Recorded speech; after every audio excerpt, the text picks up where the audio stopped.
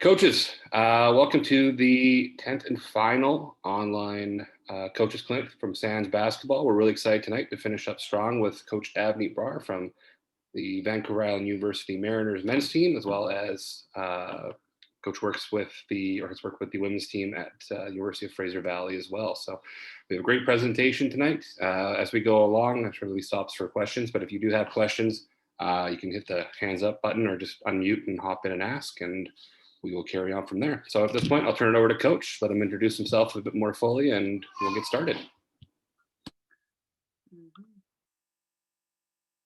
All right, thanks guys for having me on. I really appreciate the opportunity to present to you here guys tonight. A couple quick things here as we get rolling. I do have a video presentation. If you haven't received it yet, there was a PDF sent out as well. I'm not sure if it's showing currently, but the PDF will follow in sequence of the presentation that I'm giving tonight. So if you have any questions, you can refer to that and just know that it'll be showing up in the timeline itself.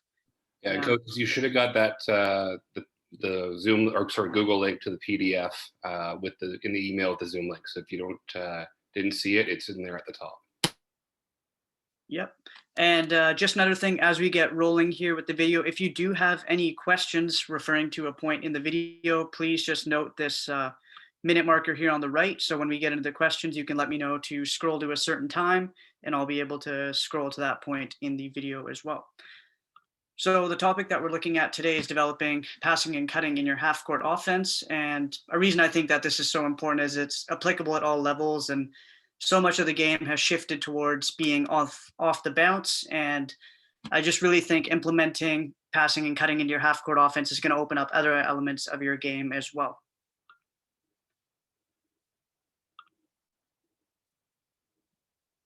So today's main objective, again, like we talked about, understanding how valuable it can be to implement passing and cutting into your half-court offense. Starting off with a little bit about me. I've been with VIU men's basketball since 2012, Fraser Valley basketball since 2016. I've got to do a lot of cool things. I've been the founder of Brar Basketball, a co-director at Allen Swish. I've had the opportunity to be a performance analyst with Canada Basketball and a guest with various NBA programs. Diving into each of those a little bit more. With VIU men's basketball, we've had a 138-18 league record over the past 8 seasons. We've been 106-8 over the past 6 seasons. We've been the 2013 and 2019 national champions, 6 national Final Fours, 3 national championship games, and 8 consecutive provincial finals. A big reason that cutting has been so important to us is we've had big scores in games from our cutting and opened up wide open jump shots, as you'll see, from using cutting in our offense. With Fraser Valley, we're just coming off of a 16-4 conference record where 4 freshmen were in our top 6 rotation. 3 of them were starters, and cutting was so big for us because it just took pressure off of freshmen having to come into the game, needing to dribble right away. I oversaw implementing a new offensive system, and 5 players have recently went on to have a pro career. With Brar Basketball, we've been running since 2015, providing an opportunity for athletes to come in and compete against other top athletes in the region. Several athletes have went on to play post-secondary, and it's generated a platform for athletes to be seen and work with various high-level coaches. And lastly, with Island Swish, established in 2019 with 2 of the coaches that I work with at VIU, Matt Kosminski and Scott Marr. It just allows youth to develop their love of the game. We really promote the multi-sport aspect of the game, looking at passing and cutting, how we can tie in other sport terminologies into the current sport that we're playing. Gives them an opportunity to learn fundamentals at a young age, and it gives them a chance to be coached by university coaches. So we're looking at cutting today, and I really wanted to break it down into 4 key reasons to cut. Reason number 1, first and foremost, is to score the ball. You're cutting to a spot where you can catch the ball and generate 0 dribble scores or maybe a 1 dribble score. Number 2 is you're cutting to a spot that's advantageous to rebound the basketball. Number 3, you're creating a driving gap by passing the ball to your teammate and cutting. If you were to pass and stand in your current spot, you would be in what's called a single gap. Your teammate now has to beat his defender and your defender as well. By passing the ball and cutting, you're creating a driving gap, which is larger, which we call a double gap. So they now have an opportunity to take their man one-on-one. Lastly, you're getting a teammate open, whether it's your cut is pulling in the defense or your cut is bumping somebody in. your teammates are going to have an opportunity to score the wall based on where you cut to. So the case for cutting really comes down to three big things. Number one, you're going to look to have a higher field goal percentage, and we'll explore a little bit of data with different teams that have generated high field goal percentages. Number two, if you're not scoring the ball, you're going to have a very good chance to draw free throws. And if all else fails, you're going to have an opportunity to generate open shots and driving lanes for your teammates because your cut is drawing attention. So the four main cuts that we're looking at today. Cuts number one, basket cuts, the foundation of basketball and a lot of different motion offenses. You're looking to put your defender in a losing situation where you pass the ball and you're into a give and go situation looking to score. Situation number two, cuts attacking overplay. I initially thought of this as cuts dealing with overplay, but on review, you don't really want to deal with overplay. You want to attack it. You want to put the defense in a lose-lose situation. If you do a good job of attacking overplay, you're going to be able to do one of three things. One, you're going to be able to help make the defense change their defensive coverage. They might have to sag back a little bit, and now they're into more of a pack line system. Number two, they might have to have longer rotations to come and help on the basketball. And number three, they might have to try and play a little bit more physical, and they're going to risk fouling. Situation number three, cuts involving the screen. And the foundation of cuts involving a screen goes back to point number one with an intention to basket cut. By passing the ball and taking a hard step, looking at basket cutting, you're going to make your defender move ball side. So now when you go to screen away, they're half a step or one step behind you, which puts you in an advantageous position to set a screen. And lastly, off-ball cuts. This can be a fairly general term, but we're just looking at being opportunistic when your defender is in a bad position or they've lost vision of you and you're able to attack and look to score the ball. There are a ton of different other cuts that you can look at. We're not really covering corner cuts today, where you're passing the ball and cutting towards the corner, looking at creating a driving gap. We're not looking at exit cuts, which a lot of people call the Steph Curry cut, where he's finishing a drawn kick with his head under the basket and he's filling out, exiting towards the three-point line. And we're not looking at fill cuts where you're filling to a spot. So I brought up this graphic here, and I just wanted to see how the winningest teams at their recent level have ranked in cutting. So number one, we look at the Los Angeles Lakers, the defending NBA champions. They ranked 3 out of 30 in the NBA. They generated 1.368 points per possession. When they did cut and had a field goal attempt where they were not fouled, they shot it at 72%. And 13.6% of the time they drew fouls. Again, the Carleton Ravens, again, you can see they ranked very highly in their cutting, and they ranked number 100 in the 100th percentile for spot ups. A lot of their open shots were generated off of cutting. The Saskatchewan Huskies women's basketball team, they ranked 12th out of 49th nationally in cutting. However, synergy kind of differentiates cutting from rolling to the basket and offensive rebounding. So despite the fact that they ranked a little bit lower, they ranked in a very high percentile in rolling to the basket, which I consider a cut, and as well as offensive rebounding. The Virginia Cavaliers, they ranked number 51 out of 357 on cutting, which doesn't seem great. However, they were number 21 in the country for rolling to the rim and number 20th in offensive rebounding. The Baylor Bears, this was their most efficient shot that they had. They dominated playing big in their last national championship. Lastly, the Seattle Storm, when they did cut, they were very efficient. They didn't do it as frequently. A lot of their scores came off of isolation basketball and pick and pops. With the two teams that I've just worked with recently, the Fraser Valley women's team ranked 83rd percentile on cutting. They shot nearly 50%. And when they weren't getting a field goal, they were getting fouled 16% of the time, which was great because we shot very well free throw line, averaging 24.25 free throws per game. Lastly, with the VIU men's basketball team, we were on the 87th percentile of cutting, averaging over 1.1 points per possession. We shot a very high field goal percentage at 62.3%. And when we were fouled, we drew it 11% of the time.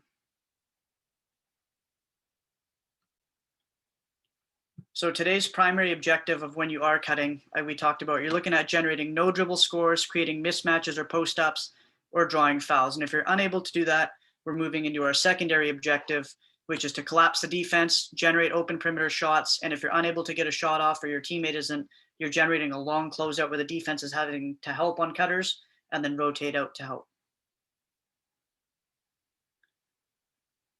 So before we look at some tools to developing cutting, a big key towards developing cutting and passing is to develop timing. A lot of the clips that we see will speak towards timing, and we'll touch on little elements about how you can build better timing within your offense in all of your reads. So looking at developing your cutting, first of all, your setup is everything.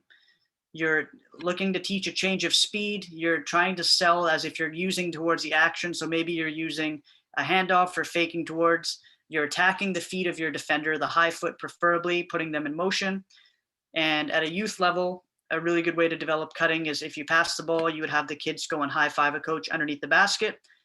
And then at a high school level, perhaps you're doing one jumping jack or going up to touch the net. What this does is it teaches kids having a home base, finishing their cut with their butt to the baseline. And lastly, you're going to look to play 3-on-3, which is going to give you more of a chance and more space to explore, trying to be aggressive off of cutting. In developing passing, step number one, especially at a youth level, is making passing cool. Watching high level soccer, passing is such a big element to their game. And at a youth level, it's taught where there's such a reward behind having a great passing, and they track passes completed. And I think that's something that can be charted towards basketball as well. I like to think of the Spurs in 2014 with their passing. Incentivize cutting as well. When you're in a practice setting or maybe a minor game setting, back cuts can be worth extra in drills. Coaches love to enforce not turning over the basketball, but in the drills like this, you might not penalize an error of commission where you're trying to make a backdoor pass. You're not looking to penalize them. Teaching windows of passing. We'll look at this later in the presentation. Where are you looking to exploit the vision of the defender or the position? Teaching timing as well, and we'll look at that. Where when are you looking to throw the pass? What are you looking for when you're throwing the pass? How can you put your teammate in an advantageous situation? And then again, looking at experimenting with playing lots of 3-on-3. So this is one of my favorite clips from The Office, and I think it kind of speaks towards having a solution-based approach. So we'll have a look at it here.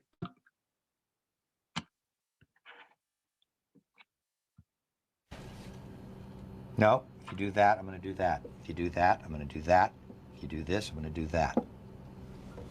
So that to me just speaks towards having a solution-based approach, always having an opportunity to attack whatever the defense is doing against you. So starting off with cutting, the three keys of cutting that we're going to look at are changing speeds, cutting with a purpose, and the purpose relates back to one of those 4 points that we touched on earlier. And lastly, maintaining belief. Maintaining belief to me is maintaining belief that one, you're going to be seen or acknowledged on your cut. Two, you're going to have a chance to score. Or three, knowing that your cut is going to create something very valuable for the team.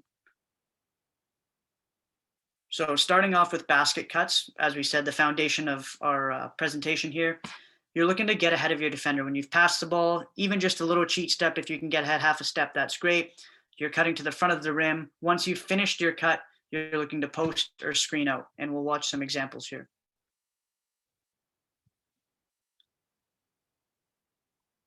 So we look at this clip here. We've started off with great spacing. We have an entry, and our player is cutting head under the basket to the front of the rim. And she's in a position where she's generated a one dribble score. Now, the thing about having great spacing and making a cut right down the midline is if any of the defenders were to help, they're in a long help situation where the offensive player here would easily be able to pass out the ball because she has vision of the rotating defenders. Again here, number 3 does a nice job on his cut. He gets a step ahead of his defender, and he cuts to the basket. Now, one key error here that can be corrected is he's predetermined that he's cutting into the post. However, he's cut to the block. Had he cut to the front of the rim here, he may have been able to engage defender here that's low or defender here that's high, maybe drawing in more help. So we would have a triple advantage where we have a post-up matchup, and we might have a skip out to one of these two players spaced on the perimeter.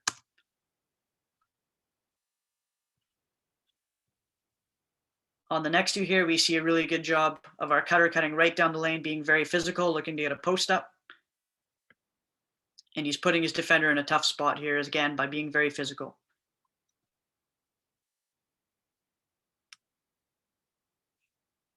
If you are able to have a cut towards the basket and generate a post mismatch, it's going to draw a lot of attention. So here we have number 8 cutting into the post. It's a mismatch. It draws a lot of attention. It draws 3 defenders.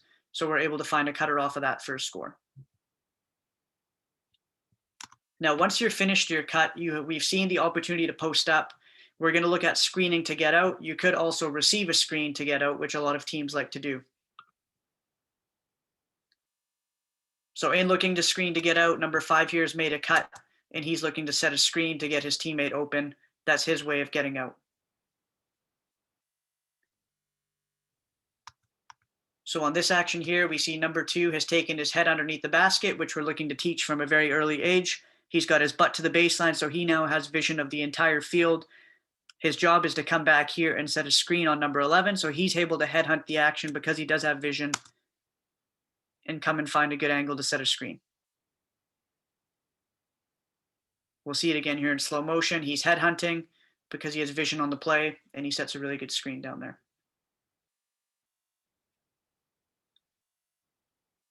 On this clip here, number 5 cuts to the basket. He sets a high quality of screen, and he puts the defense in a very difficult situation. And that's a big element of what we're looking to do. Cause a bit of confusion, cause tough decisions. This defensive player here on the low I has to now decide, does he want to switch this action and take on the big? Does he want to help for a second and risk giving up a catch to number 5? So he decides that now they're not sure if they're switching or not. So they both recover towards the same guy and were able to have an easy dump down pass for a layup. Is there any questions so far on that segment? All right. Coaches, any questions? Just unmute yourself and hop in.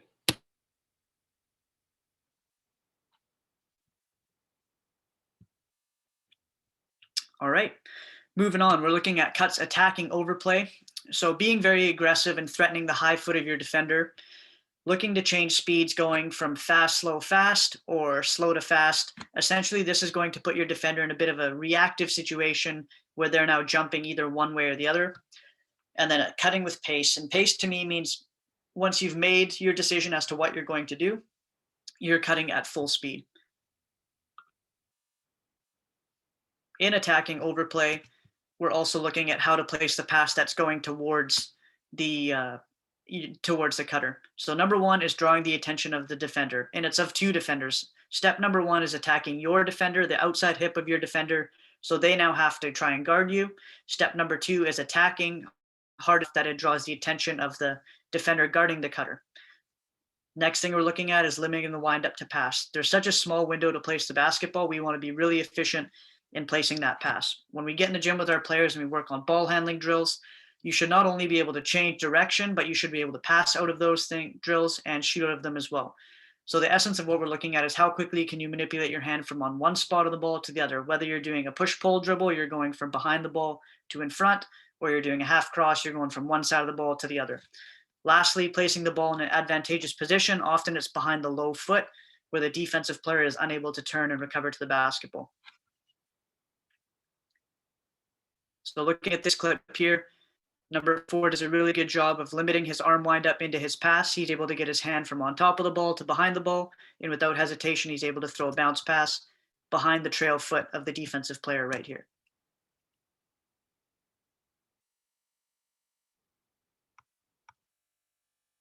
Again, on this cut here, number 0 does a really nice job. He gets his defender in motion by changing speeds from slow to fast. He's threatening the high foot as if he could come off towards a handoff, which puts his defender in a reactive situation. And now he's got his feet in the air and he's lost the battle on a race to the rim.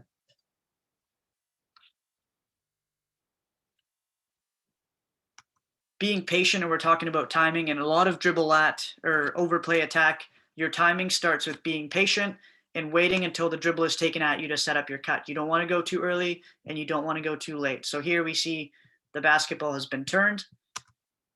He's patiently waiting. When the dribble at occurs, now he's making his cut full speed. So we'll watch that again here.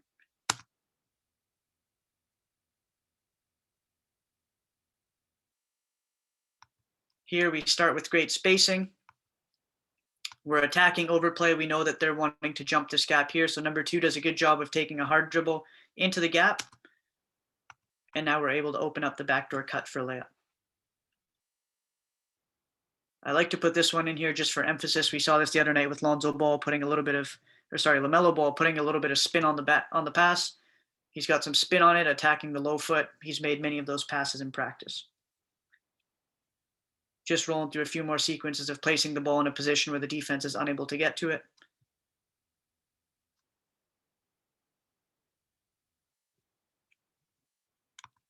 We're moving on now to cuts involving a screen. The first thing that you're thinking with a cut involving a screen is you're thinking give and go. When you enter the ball, you're taking a step, looking to basket cut, you're putting your defender in a ball side situation. So now when you screen away, you have a little bit of an advantage, and you're looking at three main things. If your defender is already ahead of you, they've beat you to the spot, you're now looking to 7-cut or reject your cut down the lane. If they're trailing you a little bit and you can hear their coverage, you're looking to slip to the basket. If they're even with you, you're setting the screen. So you're looking at understand their defensive coverage, regardless of who's the cutter. If it's yourself or your teammate, the cut finishes at the rim. So we'll look at a situation here. First situations that we're looking at are slips. Again, you're getting ahead of your defender, understanding the coverage that they're in, and a slip to the front of the rim. And we see a really good example here to kick it off. So the ball's entered and the defensive players jump to a ball side position. There's a little bit of a gap, and we slip to the front of the rim. So right here, she sees a gap that she can get through. Her defender is behind her. She slips through it towards the front of the rim. Another situation here where we reject or we slip with pace. The defense is unsure what they want to do with their coverage because they're trailing the play, and we're able to have a slip towards the basket. Now looking at rejecting screens, you're selling as if you're using the action. You're looking to exploit the foot position or the head position of your defender, and we're going to talk about that a little bit in the clips. Eventually, contact will occur because you have a half a second advantage on your defender that you're trying to extend, and you're going to have to fight through contact. So in this clip here, we see a reject, and we'll take a look at it a little bit closer. When we get into the action here, this girl here is receiving the screen. As she's receiving the screen, she realizes that her defender is top blocking. Her feet are above hers and her head is above hers. Therefore, it's an automatic for her that she's rejecting the action and she's cutting towards the basket.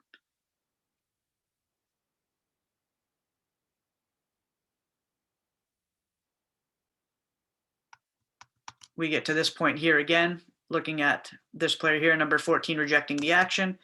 As she gets into the screen, her defender is physical. Her feet, her low foot is above her low foot, and her head is above her head. So it's an automatic reject towards the basket.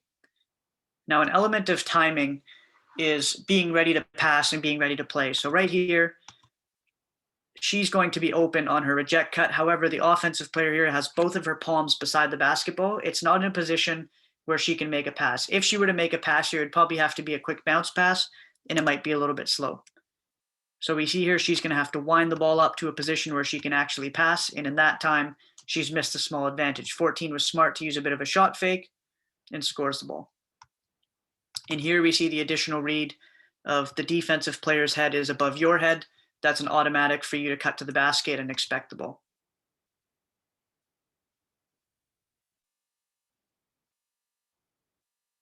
Now, when you are cutting, you're cutting hard with pace and you're looking to draw attention. So number 1 here does a really good job. She walks into the screen, she makes her decision that she's going to reject, and she attacks with pace. Again, pace for us, when you've decided what you're going to do, you're going to execute at full speed. So she walks in, she decides she's rejecting, her cut pulls in 2 defenders, and we generate a wide open 3-point jump shot out of that.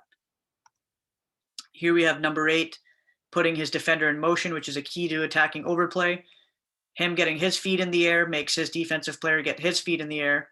So when his feet are in the air, we're changing direction to go backdoor for a score.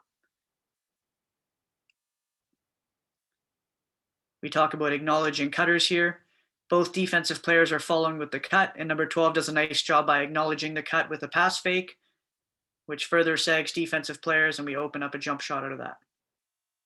Lastly here, contact will arise when you're attacking overplay. You're looking to cut through contact. The little thing that we talk about is throw the tricep. The defensive players are going to put their forearms on you. You're going to look to put your hand on their tricep right above their elbow and pull them or push them in the direction that they're looking to go, as number 8 here does. And it puts his defensive player off of balance, and now he has a straight line cut to the basket.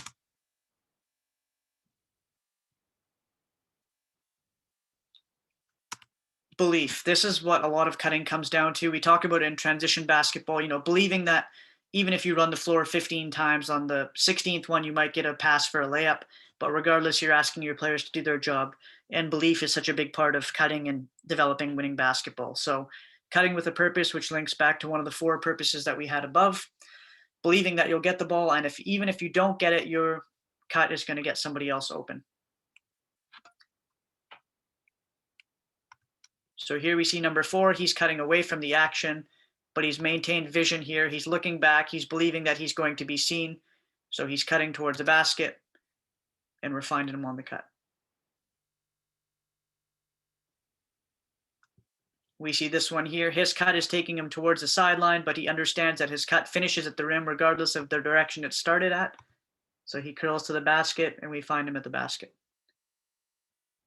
This is a really good teaching point for us here. Number 14 doesn't commit to the cut. We know where our cuts finished at the front of the rim. So she starts her cut and she stops. Another big teaching point here is we talked about attacking the outside hip of your defender. So number 10 here is dribbling towards the sideline. She's in a non-threatening position. Had she tried to attack inside the 3 towards this outside foot, she would have engaged her defender more and engaged this defender more in a help side position and had a better angle to drop the pass here on the line.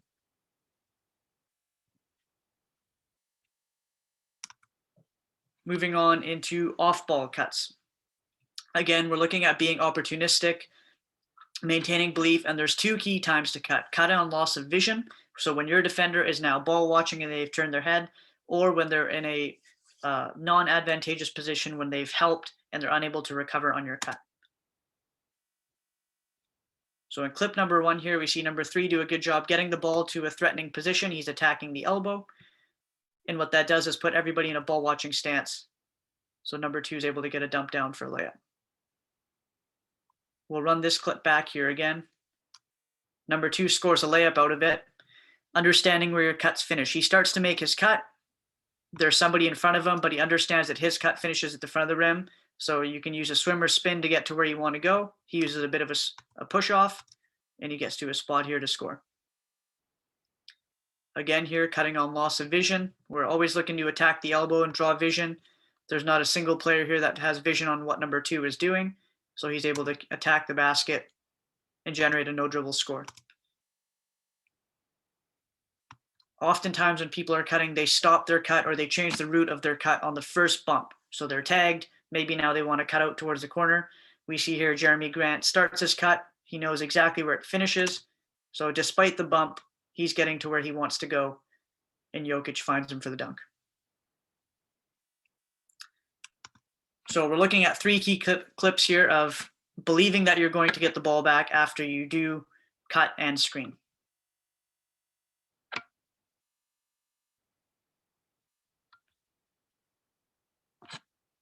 So we have a basket cut down the lane, a screen out, back for a catch, and now we're in an advantageous position to drive the basketball.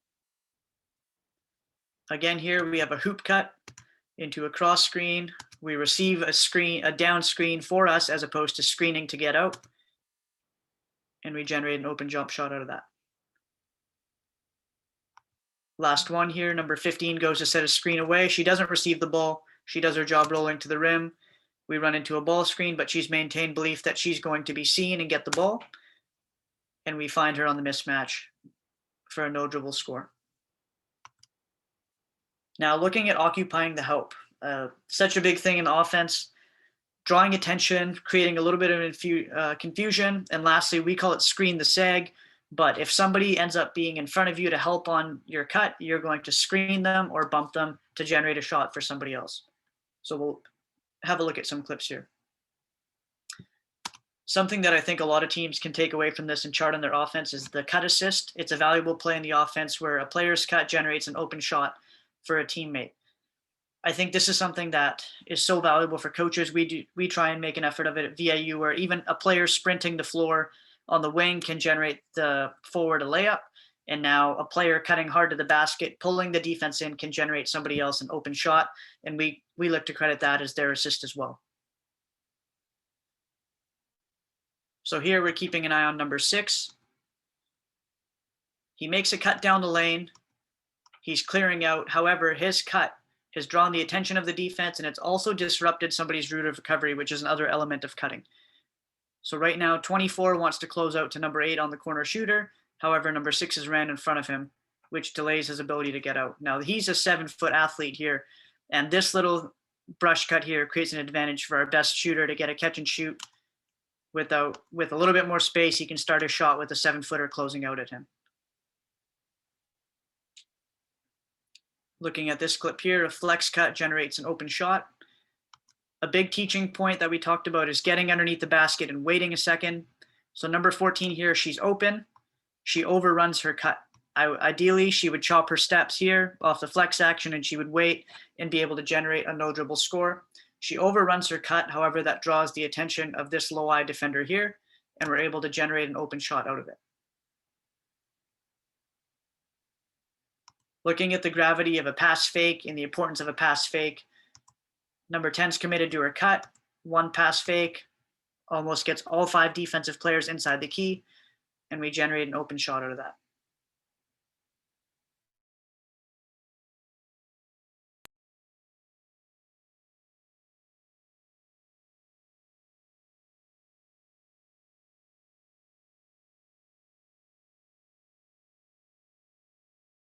Going towards the front of the rim, somebody's in her way, no problem. We've generated a cut for somebody else.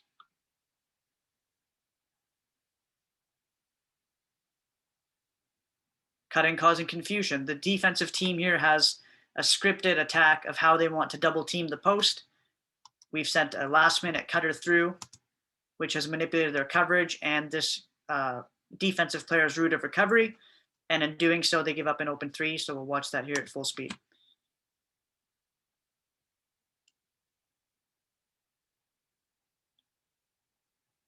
We talk about reading the help and using pass fakes. Number 1 here does a nice job of looking at the basket, acknowledging that there's a defender coming, so she skips the ball out to her check by using a pass fake to pull her in a little bit further and skipping the ball out for a wide open 3. This was a huge cut for us. It actually occurred in the national championship game, so we'll take a closer look at it. The ball is penetrating the elbow. Number 2 has made a backside cut off of this. We've put the defensive in a bit of a confused situation. This player here, 24, is unsure as if he wants to follow his man or if they want to zone it up and switch. So there's a little bit of confusion, and we've generated a shot for number 8 here. As you can see, he's our best shooter, a lot of catch and shoot threes. A cut here off of the high post backs the defense off, and we're able to get a wide open high post catch. So now we've seen a lot of situations in a screening action where people are helping off the ball here. Now we've got the person guarding the basketball sagging back to help cutters, which generates open shots as well. Before we move on into our next passing segment here, is there any questions so far?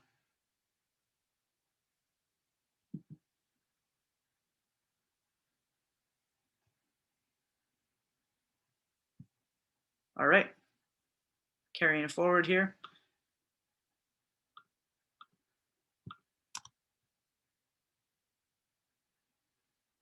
So looking at passing, 3 big things that we're looking at are you ready to play? Understanding the coverage the defense is in, are you exploiting the vision or the position of the defensive players? Looking at exploiting vision, 3 big things. Where's the defender looking? What is the closest help side defender doing? And where's your window to place the ball? This ties in towards timing, where you're placing the ball to a spot where your teammate can catch the ball and run onto it without minimal dribbles and be able to score the ball right away.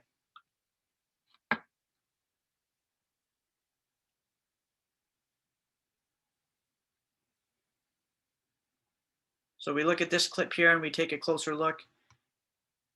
Neither defensive player has vision on the play. So that for us is an automatic throw.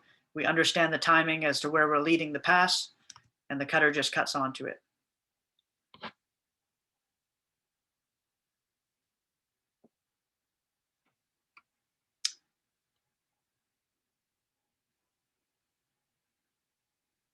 Looking at cutting here, so we see Kawhi Leonard. He's in a decent defensive position. You know, his feet are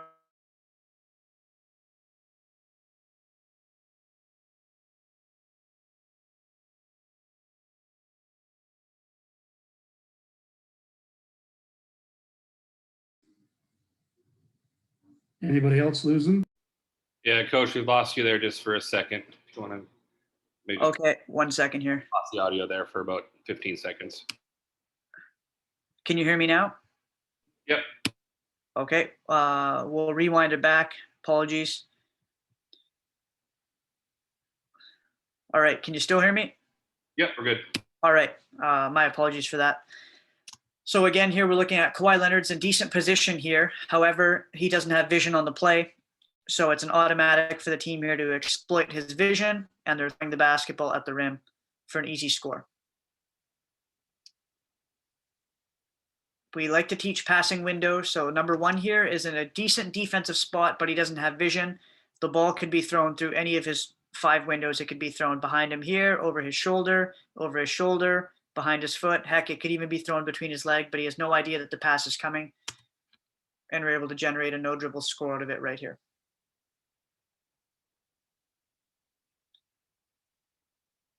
So tying it into a little bit of football. In football, the quarterback is looking at a pre-snap read. When he's initiating the snap, he's looking at the defensive coverage. When you're looking,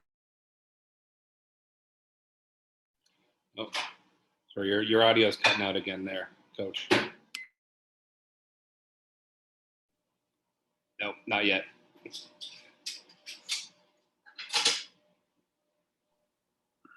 just give me a minute here. Okay, are we back to good? Yeah, now we got you. Okay, yeah, sorry, I'm not sure why it's doing that. So in football, we look at a pre-snap read. He's looking at the vision of his defender, of the closest defender, and the person guarding the screen here. So as we get into this action here, and we'll see a replay of it here. As number 3 catches the ball, where's the closest defender looking, and where's the defender guarding the screen looking? Neither of them have vision on the basketball. So we're working on our timing, throwing the ball towards the basket, where number 8 can generate a no dribble score. Again, here we're playing a team for the 3rd time. Number 1 knows the screen is coming. He doesn't know where the ball is due to his vision, so he's jumping around. He's looking to catch the ball, but he's unable to get a steal, again, to score. We'll freeze it here. You can see that none of the players have vision on the cutter, so we throw the ball up towards the rim. Looking at exploiting position, similar kind of concept. Where's the defender? Now we're looking at their foot position. Are they in a spot where they can retreat and get back towards the ball? Are they going to have to turn their hips and run onto it? Can we lead our teammate through a good window to score the basketball?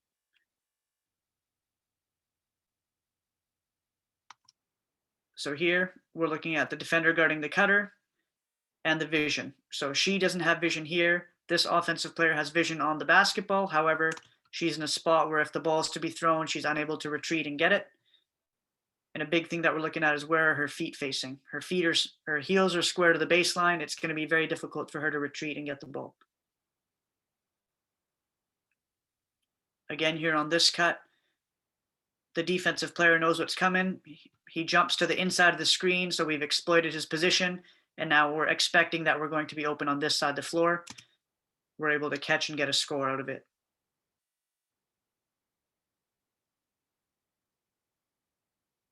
A look here exploiting the person guard. His heels are squared towards the baseline, so he's throwing the ball before the cutter even clears the free throw line. It's already starting to leave his hands, and he's leading the cutter towards the basket for a no dribble score. A couple more clips here looking at leading the pass. So again here, the defensive player is concerned with the screening action. She's up to the level of the screen. She's essentially setting a double screen on her teammate, and the ball is already out of the hands right as this offensive player is breaking the free throw line. And we're throwing it over the top for a layup.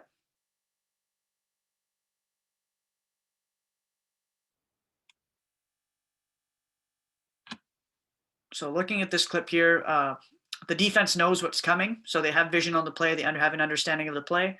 So instead of exploiting the vision, they have vision on it. We've exploited their position. They've sat on the top side here to try and take away this post entry.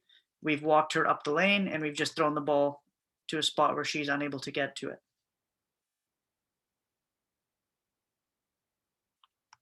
A common sideline inbounds for us. We're just putting the defenders on the inside position, looking to chase the cutter out. And by exploiting that position, we're able to throw the ball back towards the basket.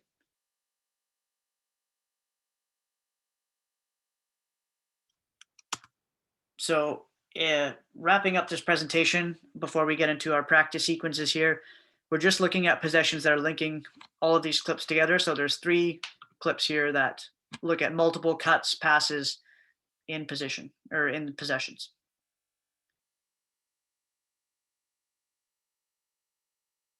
So we have a cut, a fill, a catch, another cut, a reject, and they just keep the ball moving, playing off the sequences that we've discussed.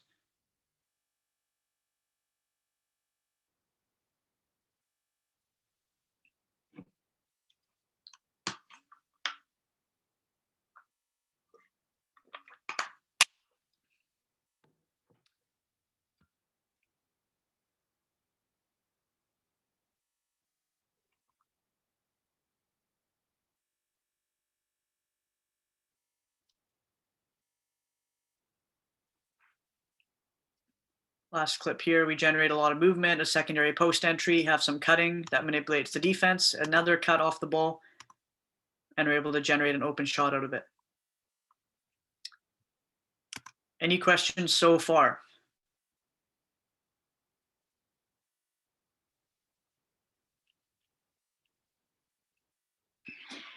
I've got a couple for you, Coach, but I think you might be coming up to talk about these right now at the practice drill. So I will.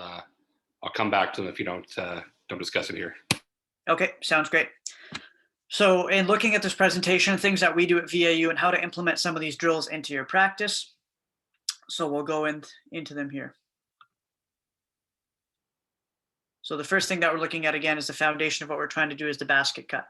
So here we look at an incorrect basket cut. For us, the offensive player is looking to make the pass when the ball is out of their hand. After that, they're starting their cut towards a basket.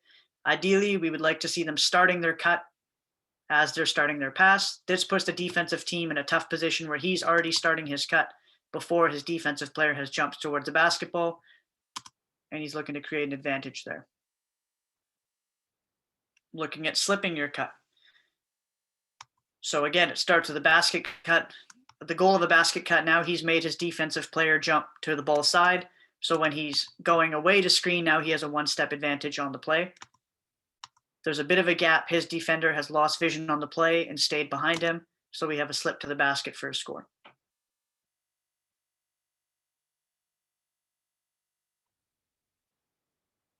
Now, a lot of the offenses that I've worked with are a Princeton-like alignment. However, I just want to show that this can work whether you're running a motion offense, the wheel, the flex.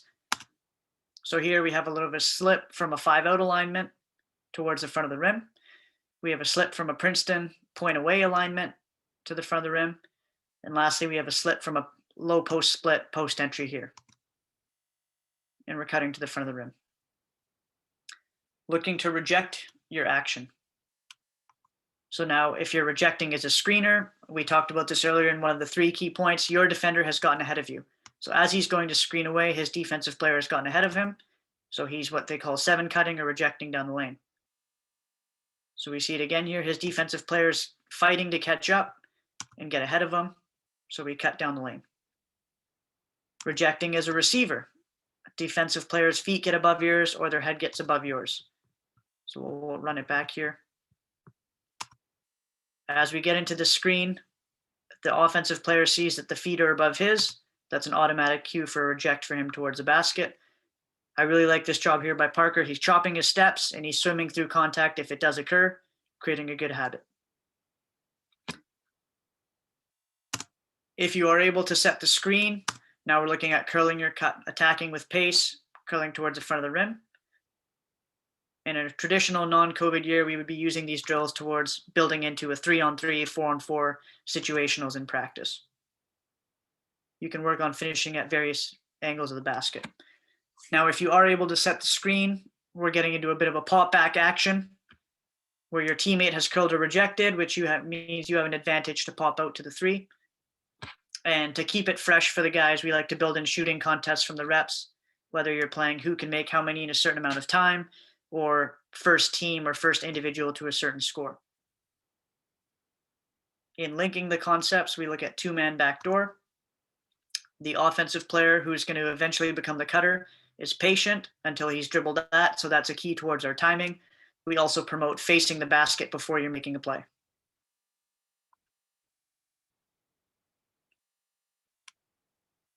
Getting a dribble inside the 3-point line is going to not only attack your defender, it's going to engage this defensive player who's the recycle bin here.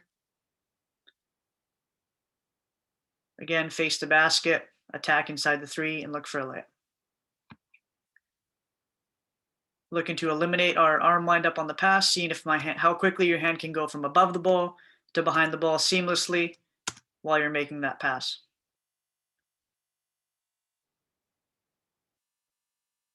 Incorporating this into a 3-man drill where there's a bit of a reversal. A cue that we like to use with teams that I've worked with, and I kind of stole this from the Langara Falcons back in the day, is if someone's putting their fist out or their hand out, they're designated that they're going to be the person slipping or going towards the basket. So here we've got Toscani showing his fist. So when Jack here has vision on him, he understands he does not have an open palm. An open palm would be I want to be a receiver. A closed fist here means that I want to be a cutter, so he does not want the ball. So that's a designated sign for us to send him backdoor.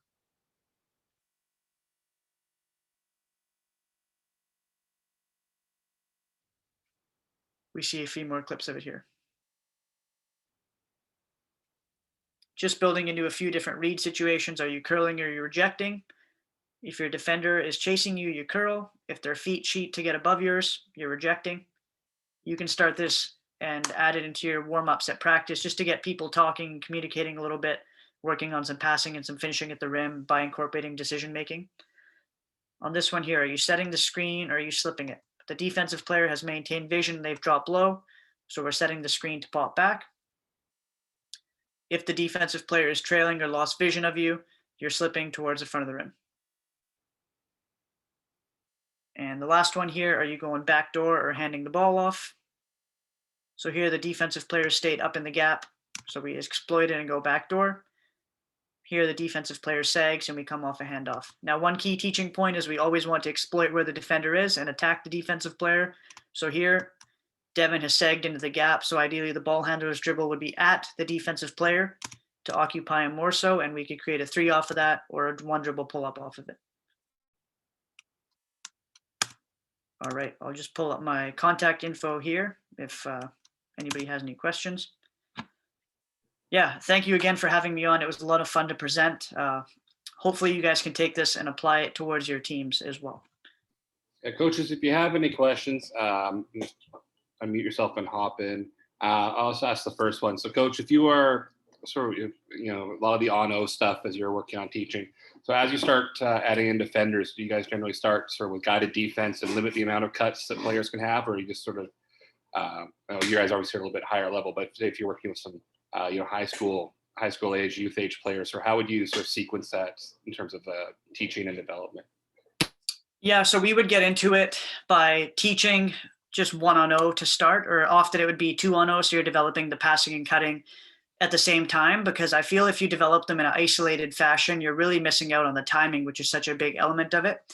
And then you may develop it as a 2-on-1 where somebody's guarding the cutter, and after you've taught the reads, it's a very much of a this or that, as we saw going back here a little bit.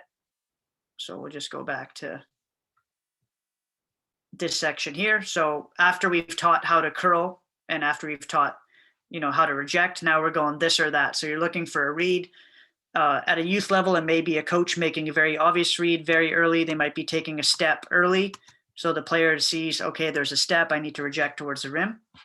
And you're just building up towards 3-on-3, really trying to teach exploiting the position and vision of the defensive players, and just really encouraging your players to be daring, because if teams want to overplay you and you are able to score a few baskets, they now have a tough decision to make. Do they want to keep trying to get burned? Do they want to be more physical, or are they just now going to back off and let you get catches and run your offense more free flowing? Awesome. Thank you. Coaches, any further questions? Go ahead and hop on. Yeah, I got one. Av. Yep. How much time are you dedicating to this per day once it's implemented? Are you guys doing it every day, every second day in practice? Just give us an idea of how much repetition they need over? Yeah, so with the cutting, we spend, it might be 5 minutes a day or every other day getting into it. A lot of our practice setting at the university level is based around experiential learning. So after we've repped out a few of the cuts, it's okay, let's play 3-on-3 in a small sided game. Let's problem solve. How did the defense guard you?